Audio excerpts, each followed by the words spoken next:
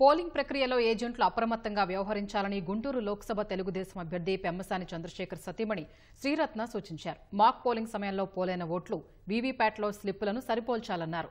Voting పూర్తయి ballot బాక్సులు strong రూమ్కు చేరే వరకు ఏజెంట్లు నిఘా పెట్టాలన్నారు. మీరు పోలింగ్ ఏజెంట్ అయితే ఉదయం మనకి 7 గంటలకి పోలింగ్ మొదలవుతుంది. సో ఉదయం 5:30 కల్లా మీరు బూత్ దగ్గర ఉండాలి. మీరు వెళ్ళేటప్పుడు ఫామ్ 10, మీ ఓటర్ ఐడి, ఆధార్ కార్డ్ ఈ 3 తీసుకొని వెళ్ళండి. అలాగే మీకు పోలింగ్ ఏజెంట్ ప్యాకెట్ కూడా ఉంటుంది. సో అది కూడా తీసుకొని వెళ్ళండి. సో ఒకసారి లోపల బూత్కి వెళ్ళాక అక్కడ ప్రిసైడింగ్ ఆఫీసర్ మీ ఫామ్ 10 తీసుకొని మీరే అని దాని మీద సంతకం చేస్తారు. అది చేశాక మీకు మీ పోలింగ్ ప్యాకెట్లో, పోలింగ్ ఏజెంట్ ప్యాకెట్లో ఇలాంటి ఒక ఫామ్ ఉంటుంది. ఈ ఫామ్లో ఇక్కడ కొన్ని నెంబర్లు ఉన్నాయి. Control unit number, ballot unit number ఇలాంటివి ఉంటాయి అన్నమాట. ఇవి మీరు సరి చూసుకోవాలి అక్కడున్న మెషిన్ల మీద. అంటే మీరు ఆ లోపల బూత్లో మొదట దీన్ని కంట్రోల్ యూనిట్ అంటారు, దీన్ని బ్యాలెట్ యూనిట్ అంటారు, దీనిని వీప్యాట్ అంటారు. ఇప్పుడు ఇక్కడున్న నెంబరు కంట్రోల్ యూనిట్ నెంబరు, దీని మీద నెంబరు ఒకటే ఉండాలి. ఇక్కడ బ్యాలెట్ యూనిట్ నెంబరు, దీని మీద నెంబరు ఒకటే ఉండాలి. అంటే ఇక్కడ బ్యాలెట్ యూనిట్ 2 వేరే కూడా ఉంటే వాటితో సరి చూసుకోండి. ఇక్కడ వీప్యాట్ నెంబరు, ఈ నెంబరు ఒకటే ఉండాలి. అది మీరు ఫస్ట్ సరి చూసుకోండి. సరి చూసుకొని ఏదైనా తేడా ఉంటే వెంటనే ప్రిసైడింగ్ ఆఫీసర్కి చెప్పాలి. అలా తేడా ఉన్న మెషిన్ల మీద ఓట్లు పడకూడదు. నెక్స్ట్ ఈ ప్రక్రియ అయిపోయాక మీకు అక్కడ లోపల ఉండేది ఏజెంట్స్ కాకుండా ఇంకెవరన్నా ఉన్నా కూడా మీరు ఓటింగ్కి అలో చేయొద్దు. లోపల వచ్చి పోయేవాళ్ళు ప్రతిసారి సంతకాలు పెట్టాలి, రిలీఫ్ పేపర్ మీద సంతకాలు పెట్టాలి.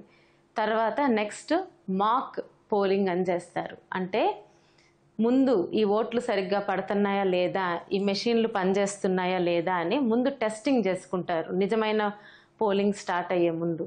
ఆ మాక్ పోలింగ్లో ఈ మెషిన్లన్నిటినీ ఫస్ట్ కనెక్ట్ చేస్తారు. ఆ ప్రక్రియ ఆల్రెడీ వాళ్ళందరికీ తెలుసు, మీరేం వర్రీ అవ్వద్దు. అన్ని కనెక్షన్లు పెట్టి ఉంచుతారు. ఉన్నాక సుమారు 20 నుంచి 50 ఓట్లు డమ్మీ ఓట్లు వేస్తారు. ఆ డమ్మీ ఓట్లు ఎలా వేయాలంటే అన్ని సింబల్స్ చెక్ చేసుకోవాలి.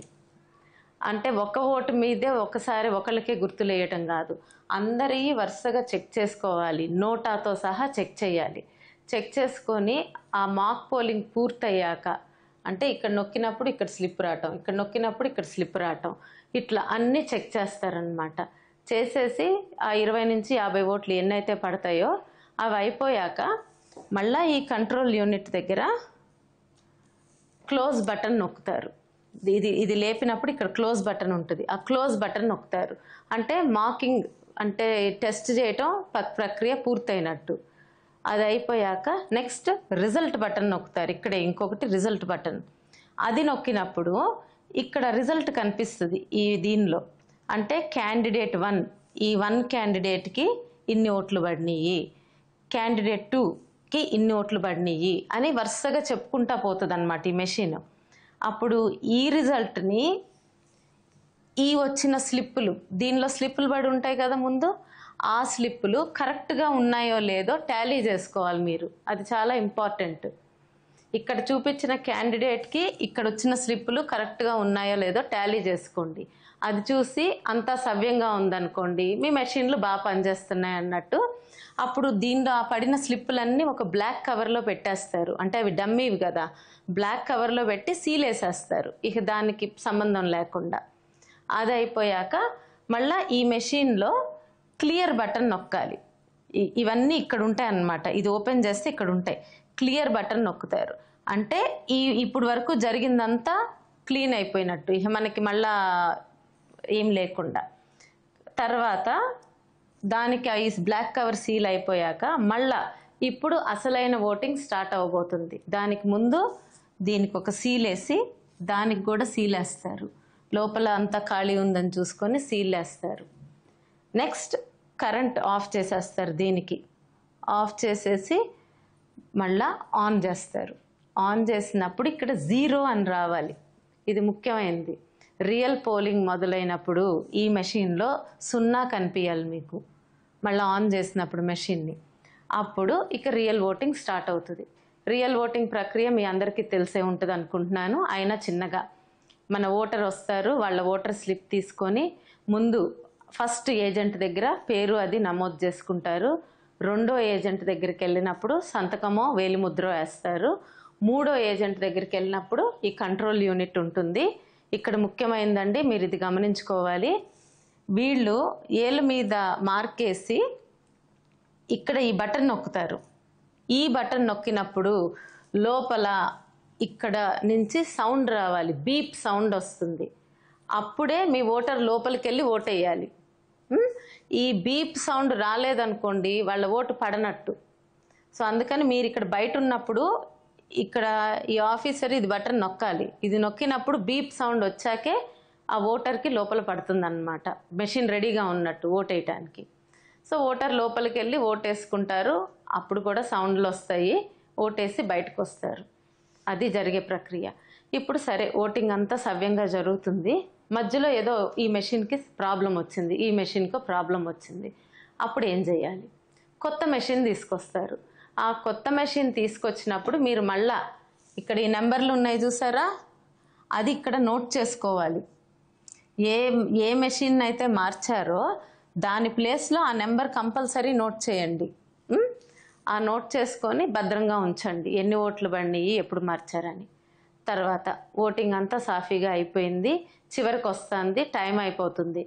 అప్పుడు ప్రిసీడింగ్ అధికారి ఇంకెంతమంది ఉన్నా వాళ్ళ దగ్గరికి అందరి సమక్షంలో వచ్చి చెప్తారు, ఇంకా ఓటింగ్ అయిపోతుంది, క్లోజ్ చేయబోతున్నామని. అది చెప్పాక ఆ లైన్లో ఉన్న అందరికీ ఓటర్ స్లిప్లు ఉన్నాయో లేదో మీరు చూసుకోండి. ఇంకా ఆ తర్వాత కొత్తగా వచ్చే వాళ్ళు ఎవరన్నా ఉంటే వాళ్ళని అలో చేయరు. ఆ టైం అనేది ఎలక్షన్ కమిషన్ నిర్ధారిస్తుంది, ప్రిసైడింగ్ ఆఫీసర్ వచ్చి చెప్తారు. సో అది కూడా చూసుకోండి. సరే, ఆ మిగిలిన ఓట్లు అన్నీ కూడా వేసేస్తారు. ఇక చివరికి అది గట్టం మూసేశాక ఓటింగ్ క్లోజ్ అయిపోయిందని అనౌన్స్ చేస్తారు. ఈ మెషిన్లో పవర్ బ్యాటరీ ఉంటుంది కదా, ఆ బ్యాటరీని తీసేస్తారు. అది తీసేశారంటే ఇక ఎవరు ఏమిది దొంగోట్లు వేయాలన్నా ఏం జరగవు. సో అది తీసేయాలన్నమాట. అది తీసేశాక తర్వాత మీకు ఫామ్ 17C అని ఒకటి ఉంటుంది. ఓకేనా? ఇది ముఖ్యమైనది. మీరు అయిపోయాక ఇవన్నీ మెషిన్లు సీల్ అయిపోతాయి. అయిపోయాక ఇక్కడ దాని గురించి అంతా రాస్తారు. ఈ ఫామ్కి 17C అని ఉంటుంది. దీని మీద అన్ని వివరాలు ఫిల్ చేయించుకొని ప్రిసీడింగ్ అధికారి సిగ్నేచర్స్, అక్కడ ఉన్న వాళ్ళ సిగ్నేచర్స్ పెట్టుకొని మీరు కూడా ఒక కాపీ తెచ్చుకోండి. సో వాళ్ళు ఒకటి ఉంచుకుంటారు, మనకి కాపీ ఇస్తారు. ఎంపీకి ఒకటి వస్తుంది, ఎమ్మెల్యేకి వస్తారు. అవి తీసుకున్నాక జాగ్రత్తగా ఉంచండి. అవి ఈ బ్యాలెట్ బాక్సులన్నీ సీల్ చేసి మళ్ళీ స్ట్రాంగ్ రూమ్కి వెళ్ళే వరకు మీరు గట్టిగా నిఘా ఉంచుకోవాలి. అది జరిగే ప్రక్రియ. అక్కడితో మీ పని పూర్తయినట్టు. మీ మీద చాలామంది ఆధారపడి ఉంటారు కాబట్టి చాలా జాగ్రత్తగా ఈ పోలింగ్ ప్రక్రియని కంప్లీట్ చేయండి.